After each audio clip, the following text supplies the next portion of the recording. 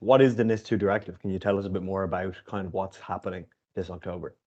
Yeah, sure. So NIS2, it's an updated EU directive, and it really expands and strengthens cybersecurity requirements across critical sectors. And it mandates enhanced security measures, stricter incident reporting, and really guidance around taking a risk-based approach to cybersecurity. What do you mean by risk-based? Well, instead of just buying a tool that's a point solution to solve a problem, you're really charged with looking back at your organization and saying, these areas are at a far greater risk to injuring or damaging the organization if they are compromised, or if we do not have these defensive controls or policies in place. So it's really more about, if you think about financial accounting, for example, financial accountants have been talking about risk, and as it relates to money, the loss of money, the inability to make money, and cybersecurity is really taking up that mantle and saying, hey, we are ascribing risk to your organization, and there is, a high, medium, low, a score of 0 to 5, 5 being the highest, 0 being the lowest. It's a measurable number or rating that indicates how risky or how subject to damage a particular area of the business is. And it works very well for cybersecurity because even though most organizations, the majority of organizations, are not in business to be secure, they need to look at cybersecurity as a way to maintain business continuity, respond to disasters, and be able to service their employees, their partners, and their customers.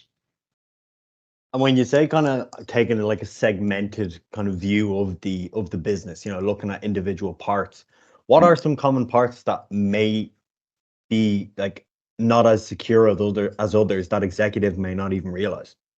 Well, there's a number of ways to dice it up. You could go with the traditional organizational chart where your operations team may have a number of processes in place and tools in place to help secure the organization.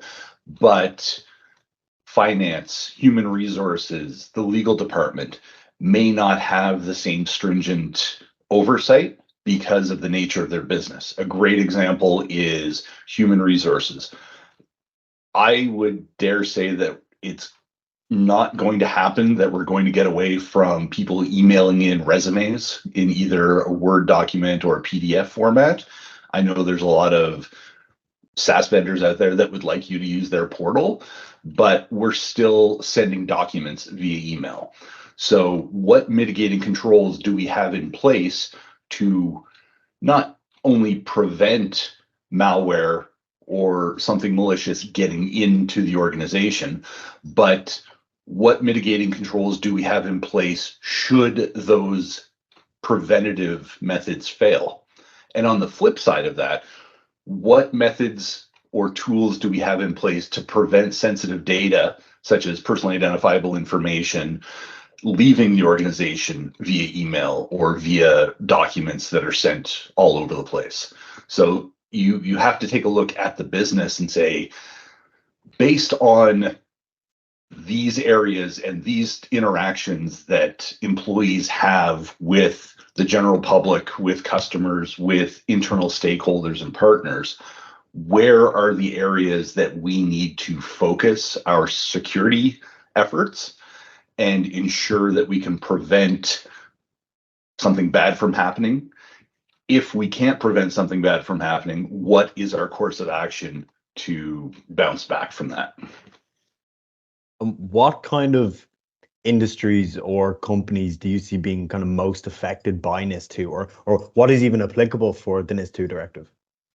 So there's a number of specific requirements from the small medium business, small medium enterprise, but I think the best way to look at it is that they're looking from the top down. So the largest companies, they obviously want to be compliant and have more of a trickle down effect. So I would say that any organization, now is a very good time to start looking at your cybersecurity posture and how it aligns with NIS2, because it's going to catch up with you at some point. At some point in the near future, you are going to be subject to these requirements, just like GDPR.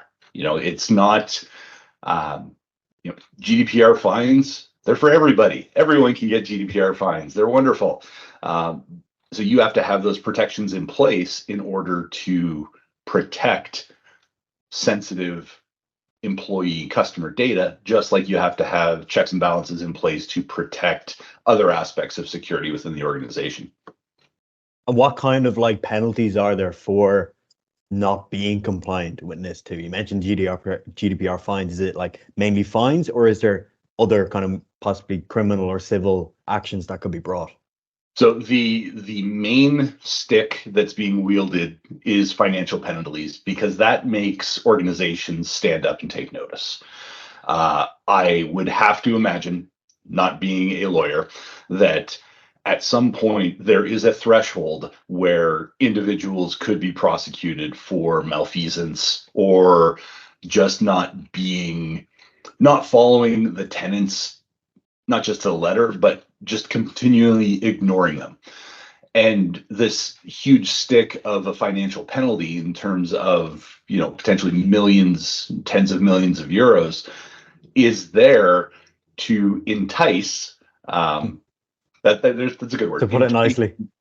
To align with NIS2 and get their house in order before something bad happens. And we saw it with, PCI was probably one of the first ones that had that financial penalty associated with non-compliance. And all that took was getting all the credit card processors to say, hey, you're going to be fined, and at some point, we're not going to do business with you anymore. So you need to do this. When it comes down from a government body for the entire European Union, people are going to notice because it's not insignificant penalties, and they realize that this is going to be for the greater good across the entire EU. What kind of changes to security or business practice are needed to become compliant with NIS2?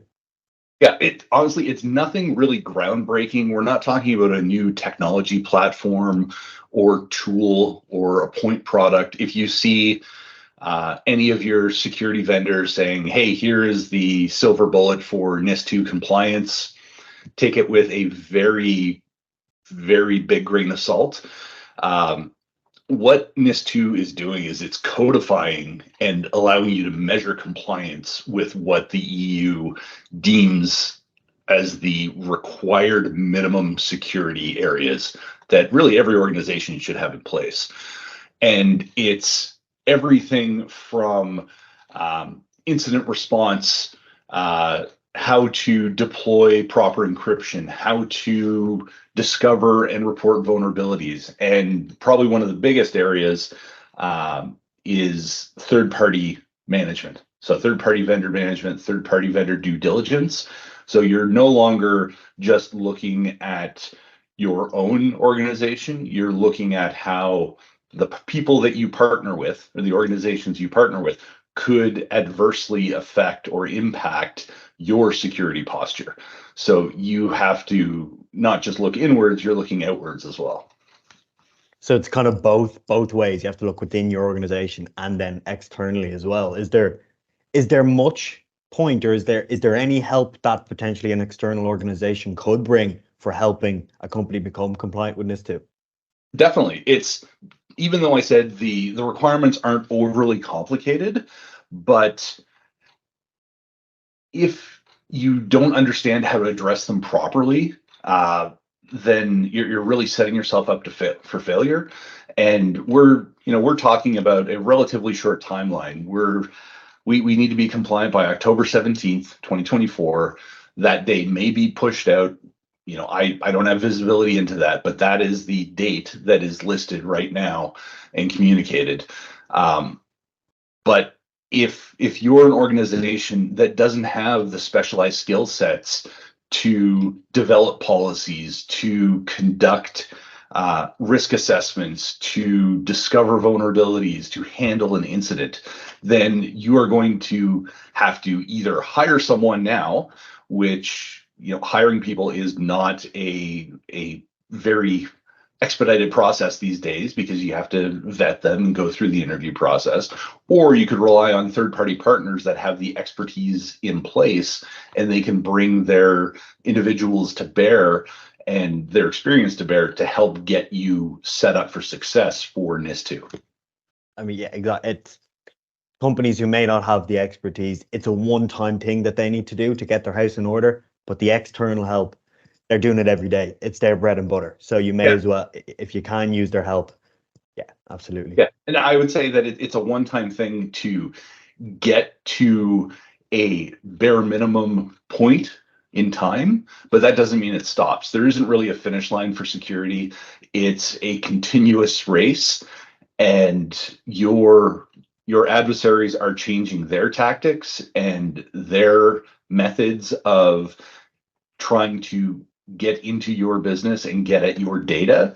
So you can't just, comply with NIS2 and say, all right, I'm done. I don't have to invest in security. I don't have to worry about security or technology now going forward. That's not how it works. It's an ongoing process. But NIS2 should set the majority of organizations up to have a nice baseline. So you're putting the foundation on your house, and then you can start constructing or upgrading areas of your house that you deem ready for additional scrutiny. Or if you want to add another room, for example, add another level, you still need to have that base to build on. Otherwise, everything's just going to fall over. So NIS2 is the foundations. It's kind of the bread and butter of cybersecurity for companies within the EU. It's a great starting point. If you have no idea where to start and someone comes to you and says, hey, you need to be more secure if we're going to do business with you, well, that's really table stakes now, because how can I be a business if I can't generate new business, if no one will work with me, if I'm not secure? This gives you that checklist of things to go through to at least show that you're moving towards a more secure organization and a more secure posture, and communicates to those partners that you're taking security seriously and that you don't want security to be a detriment to the business or the business relationship with those individuals. Yeah, absolutely. Yeah. What are some kind of key aspects of NIS2 that executives and organizations could start focusing on between now and October 17th? Yeah, I'd like to group them into 3 buckets, just because, if we use the analogy of a bucket only being able to carry so much water before it overflows, you could sit down and try and address everything in NIS2 on day 1, but then it just seems like you're standing at the bottom of Everest looking up saying, how am I going to climb this thing? So if we use the bucket analogy and divide things into 3 distinct buckets. So in the first bucket, I always put security policies for the organization, basic security hygiene. So by security hygiene, I mean evaluating the tools you have in place, having things like endpoint security, antivirus, things that we've been told for years that we need, but really operationalizing those things. Training goes along with that too. You need to know how to defend your organization. You need to know how to use the tools that are deployed. And then scheduling of regular third-party assessments to come in and evaluate everything. So that's your first bucket. And I'm not saying that you can get your regular assessments and everything done in the 30 days, the first 30 days, but you can at least schedule them for the current fiscal year. There is time, but I'm confident that you could hit those first bucket items in the first 30 days. Once you've accomplished that, you can empty your bucket, and now you can put more in the bucket. The second bucket, we start talking about risk management principles, vulnerability handling and disclosures. And then the third-party risk management, which to a lot of people seems like an insurmountable task and something that they don't have visibility into, because what if the partner doesn't tell me what their security is? Well, maybe that's a red flag that you need to look into and start pushing them harder. So that second bucket, you can have processes in place for that following 30 days. So now we're in 60-day territory. The final bucket, so we empty the bucket, we've got another bucket ready to go. We can start putting in business continuity and disaster recovery. What's going to happen if the business goes down? Can we get back operational? What's it going to take? Can we recover from that incident? Encryption, make sure that our data, even if it is exposed, is encrypted and unusable by an attacker. And then incident handling and reporting. How do we wrap our arms around this incident so that it doesn't expand and overwhelm us? And how do we report it to the powers that be so that they understand that we handled it properly and that an incident did take place? So I think if you use that bucket analogy, it works really, really well, because buckets of water are heavy. You can carry maybe 1-2 buckets at a time. Carrying 3 buckets, that's not easy. Carrying 4 or 5, you're just going to want to drop the buckets and go away.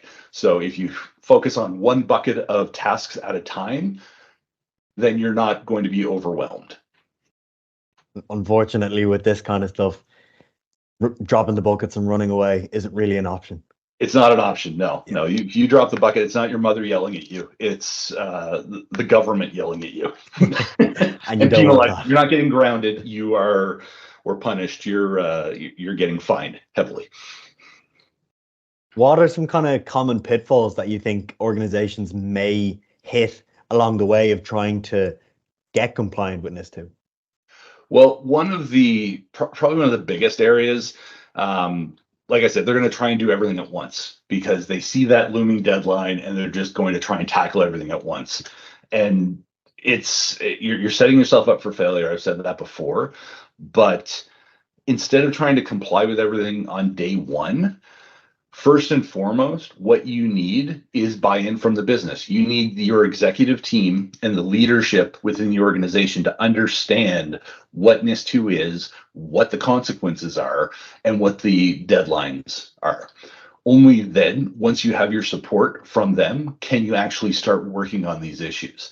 And if you tell them that it's a phased, project planned approach, then they know not to ask you about the status of bucket 3 in the first 30 days. They're going to be focused on your progress on the first bucket of tasks, and then you can keep them abreast on that. So that shows forward momentum, forward movement towards NIS2 compliance, instead of saying, well, we'll have it done by the 17th, we hope. Which, as a CISO, that's not what I want to hear. I want deadlines that I can communicate to the executive team and be able to measure how far along something is. And then once it's in place, how well it's working. Is there anything that you feel executives or organizations might benefit from in terms of learning about NIS2? Is there any resources or places to go to get a clearer picture of what is actually required from them?